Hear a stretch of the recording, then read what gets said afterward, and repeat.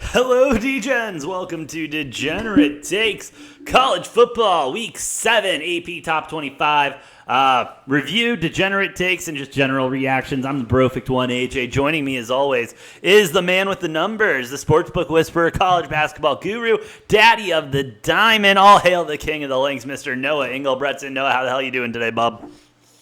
I'm doing fantastic.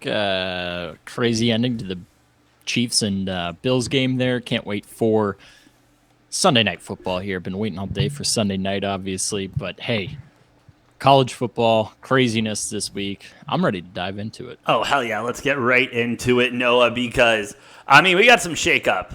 And shakeup that is well-deserved, especially in the top five. Let's just go into it. Number 1, Georgia. 2, Ohio State. 3, Tennessee. 4, Michigan. 5, Clemson. Georgia obviously should be number 1, especially after blowing out Vanderbilt this weekend.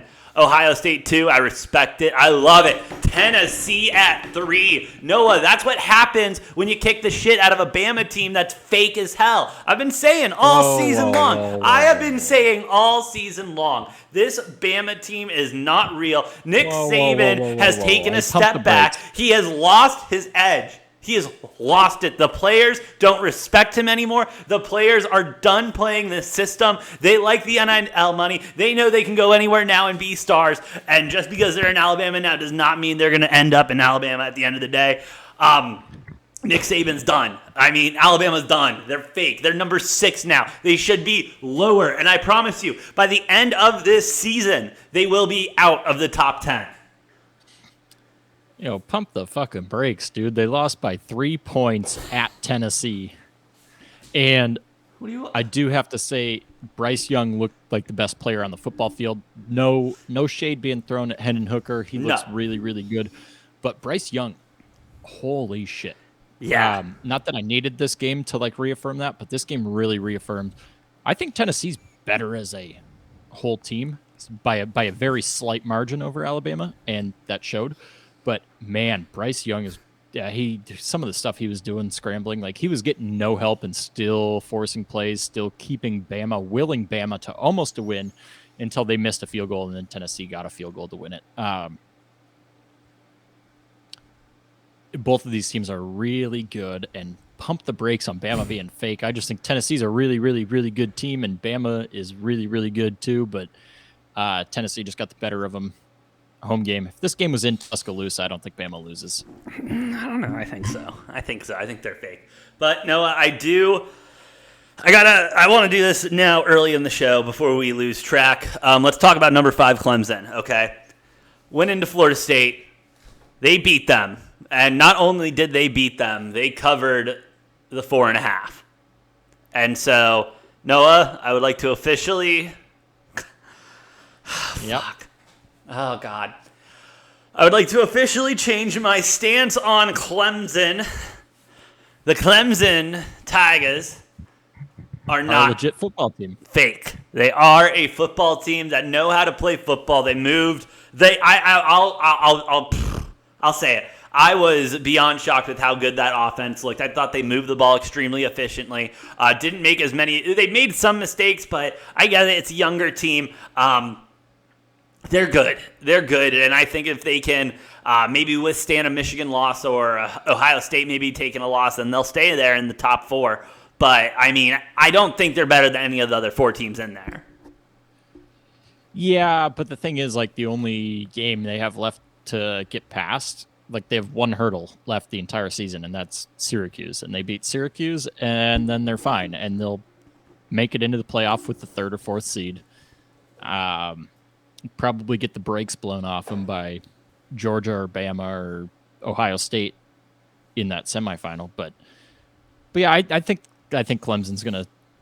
I shouldn't get too ahead of myself, because if TCU goes undefeated as well, I think TCU's got a better claim than Clemson does. Yes, I absolutely. Especially after that big win over Oklahoma State this weekend. Speaking of which, Noah, let's move into 6 through 10. We got Bama there at number 6, dropping all the way from 3. Ole Miss at 7, TCU at 8, UCLA 9, Oregon 10. No, the fact that we still have not only 2 Pac-12 teams in the top 10, but the fact that Oregon still manages to hold on with a 5-1 record there. I mean, they're not better than any of the other teams, especially 11 through 20, but we'll get to that in a moment. I mean, I like this TCU team a lot. I like this TCU team a lot. UCLA, shout out to UCLA.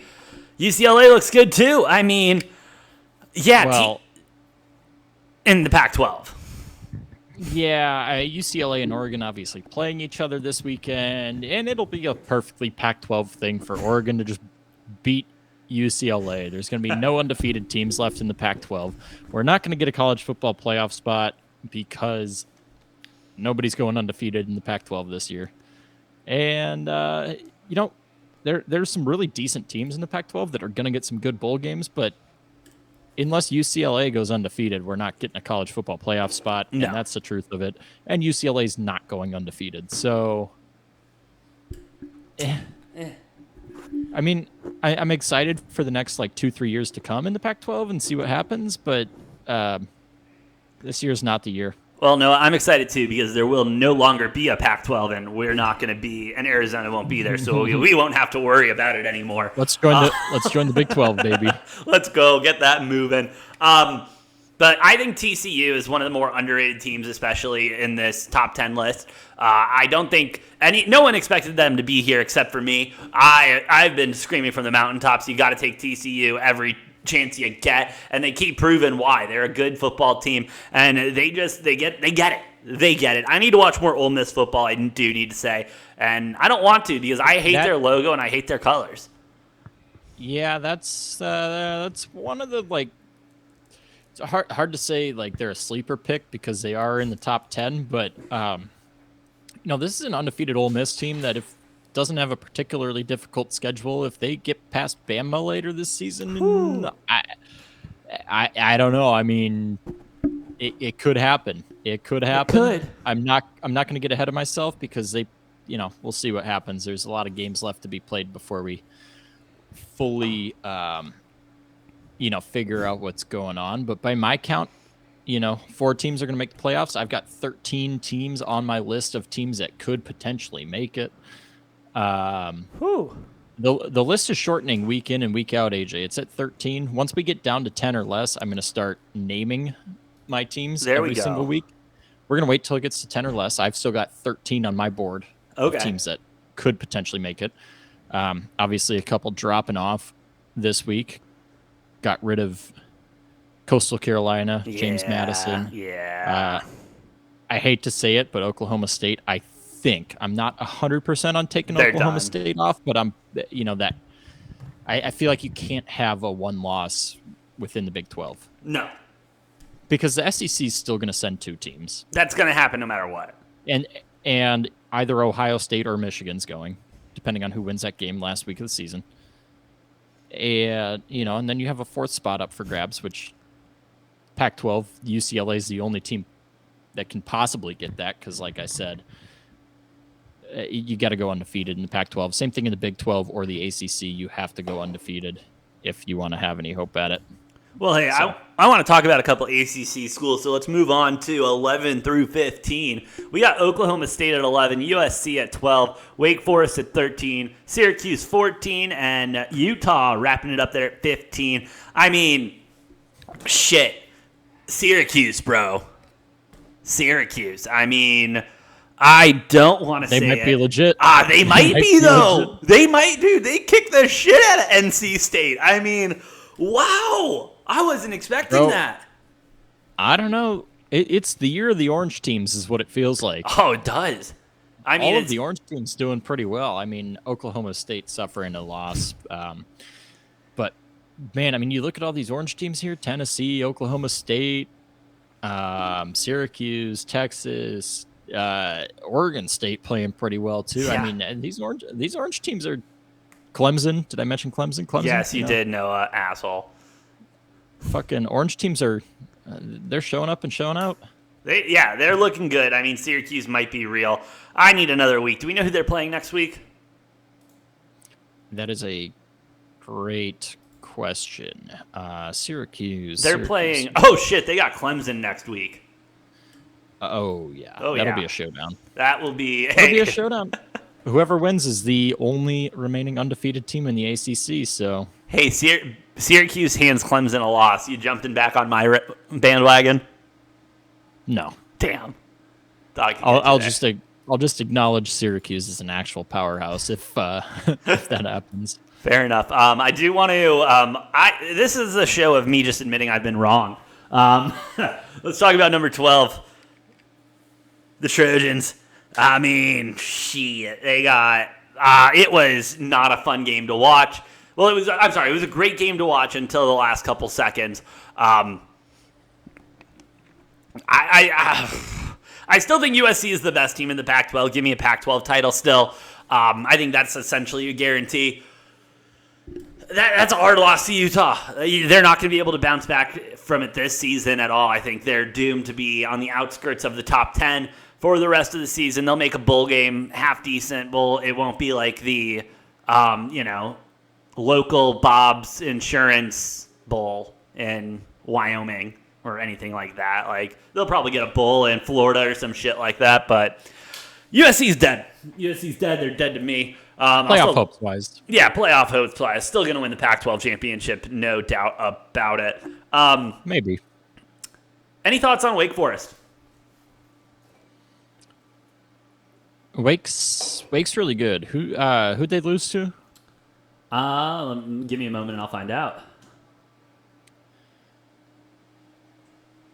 They lose to Clemson.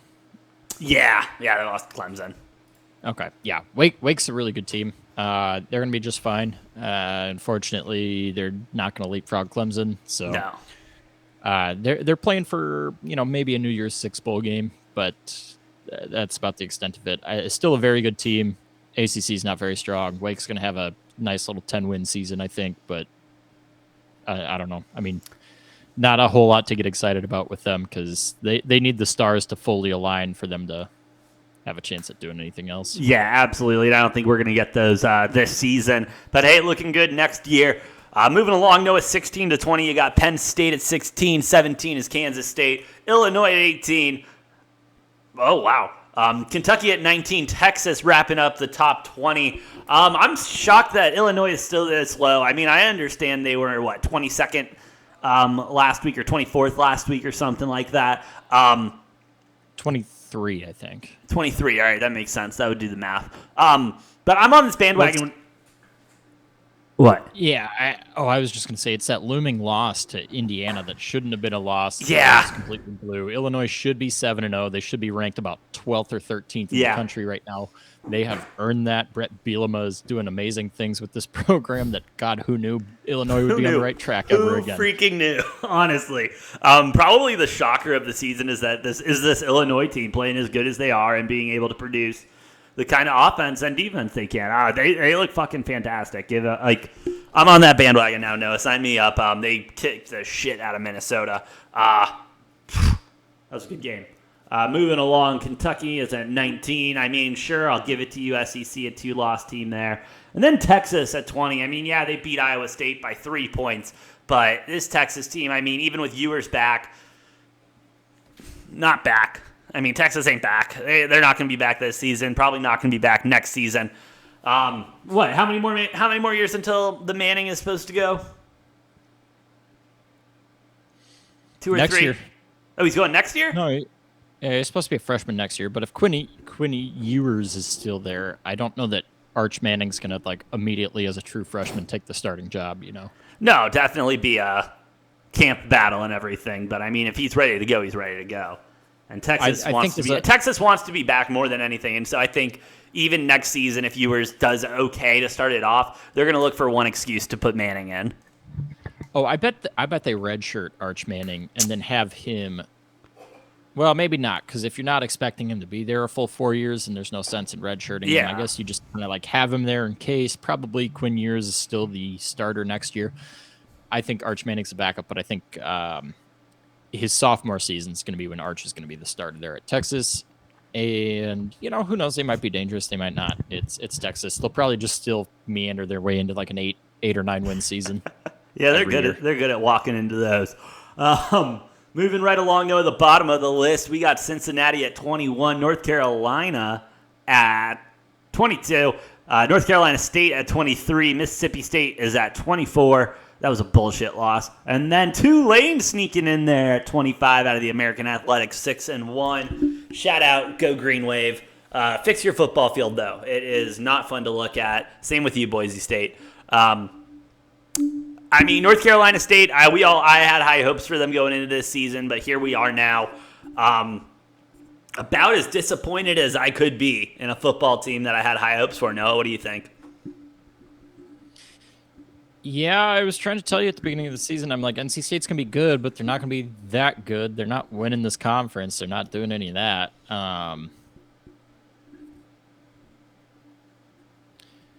Yeah, I don't know. They're done. Simple as that. They have too many losses already. There's no reason to follow them the rest of the year. Yeah. Looking at their schedule too, I don't even think there's any like big games that they might play spoiler for. They already lost to Clemson and Syracuse, so they're just kind of, bye, disappear. Nobody cares. A lot of fucking preseason hype, and they didn't live up to it. No, so. They didn't live up to it whatsoever, and probably won't for a while. We'll see what happens next season, but they're pretty much done. Watch out for North Carolina, though. Yeah, 6-1 North Carolina popping in there at 22.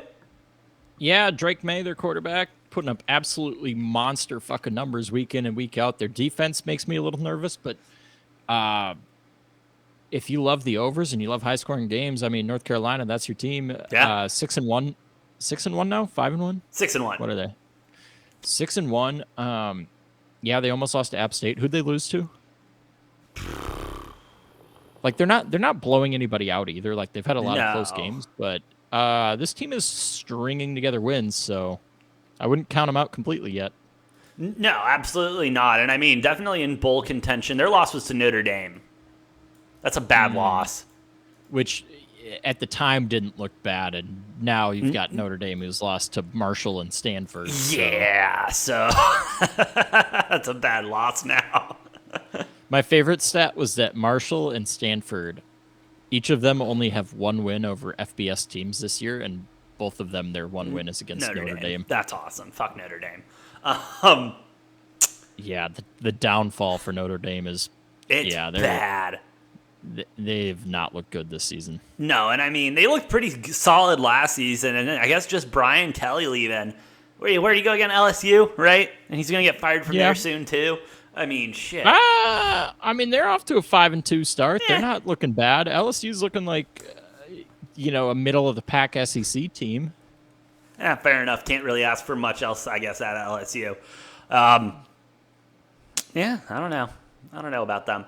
But, Noah, you got anything else to say before we wrap up here on this beautiful Sunday so we can go and watch some Sunday Night Football? Cooper Rush is going to remain undefeated. Cowboys going to beat the Eagles tonight. It's going to be a three-way tie at 5-1 between the Cowboys, Eagles, and Giants in the NFC Beast.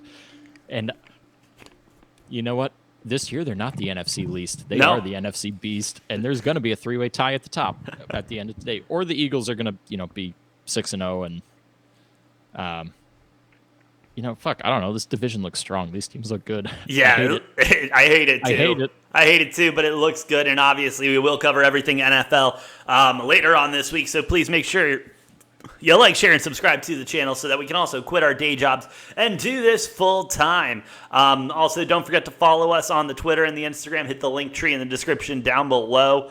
And merch. We got merch. Go check it out in the store. Yeah. Noah, anything else to say to the Degens before we sign off? Yeah, we're only going to have 2 undefeated quarterbacks in the NFL after tonight.